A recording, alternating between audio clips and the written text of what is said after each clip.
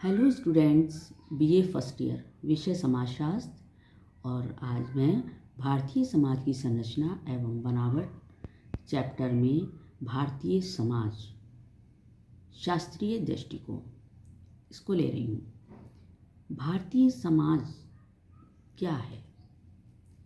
हिंदू समाज में करीब 4000 वर्ष पूर्व ही कुछ समाज चिंतकों ने ये अनुभव किया कि व्यक्ति और समाज की प्रगति उस समय तक संभव नहीं है जब तक उन्हें अपने कर्तव्यों की जानकारी प्रदान न की जाए, जब तक दायित्वों का निर्वाह करने हेतु उन्हें कोई प्रेरणा नहीं दी जाती।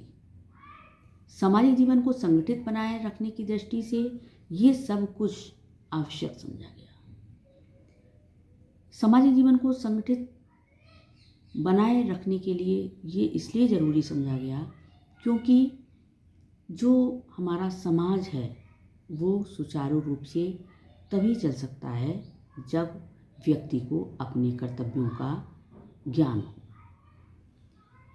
इसी उद्देश्य की पूर्ति हेतु भारतीय समाज को 2 प्रमुख आधारों पर संगठित किया गया, जिनमें से प्रथम आधार दार्शनिक आधार था और दूसरा था संगठनात्मक आधार। ये 2 आधार हैं।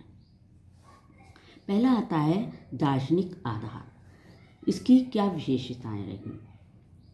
दार्शनिक आधार जो थे इनके 5 आधार प्रमुख हैं।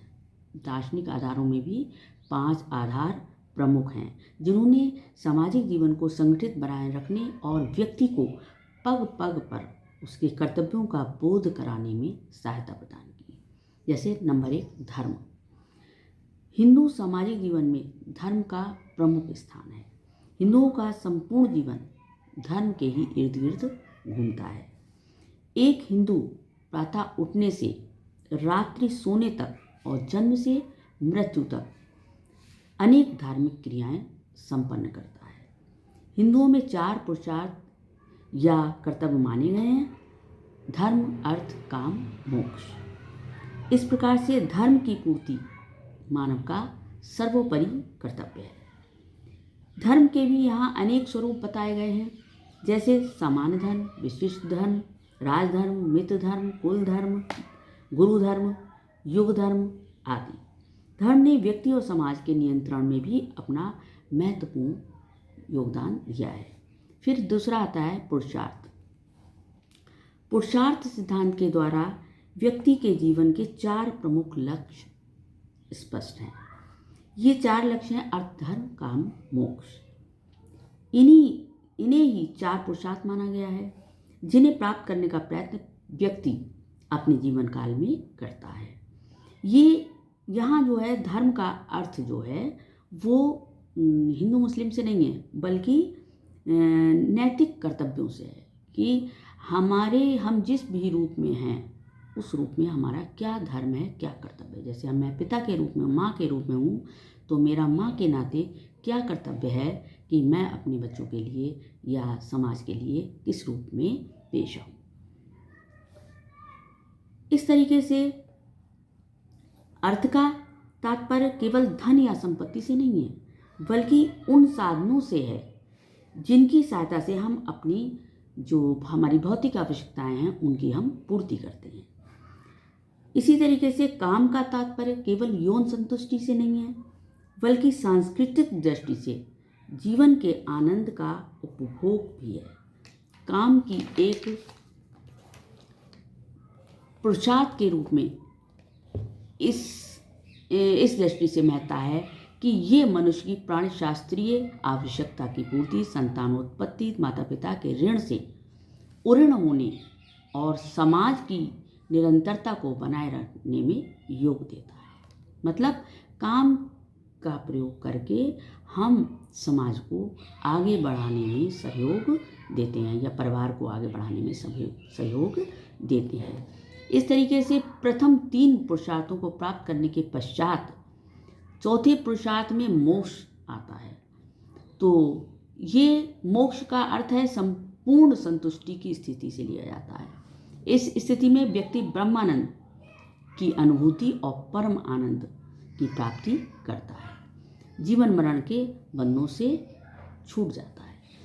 फिर आता है कर्म तथा पुनर्जन्म। कर्म का क्या है? संसार में रहते हुए फल की इच्छा किए बिना कर्म करते रहना, दायित्व को निभाने पर इसमें जोर दिया गया है। ये सिद्धांत व्यक्ति में नैतिक उत्तरदायित्व की भावना को विकसित करता है कि हमारे क्या क्या उत्तरदायित्व हैं, उनको हमें किस तरीके से निभाना है। व्यक्ति अपने कर्म के प्रति सजग रहे और दायित्व की भावना से कार्य करता रहे, इसके लिए पुनर्जन्म की धारणा पर जोर दिया गया है। आज जो कुछ है, व्यक्ति धनी है, गरीब है, निर्धन है, सुखी है, उच्च पद पर आसीन है, निम्न पद पर आसीन है, सब कुछ उसके पूर्व जन्मों में किए गए कर्मों का ही फल माना जाता है। सत्कर्मों से व्यक्ति का आगामी जीवन अच्छा और दुष्कर्मों से व्यक्ति का आगामी जीवन बुरा माना जाता है।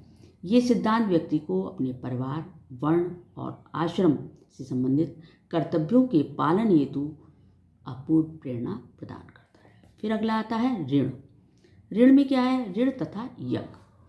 हिंदू जीवन व्यवस्था में व्यक्ति पर 5 प्रकार के ऋण बताए गए हैं: देव ऋण, ऋषि ऋण, पितृ ऋण, अतिथि ऋण और भूत ऋण।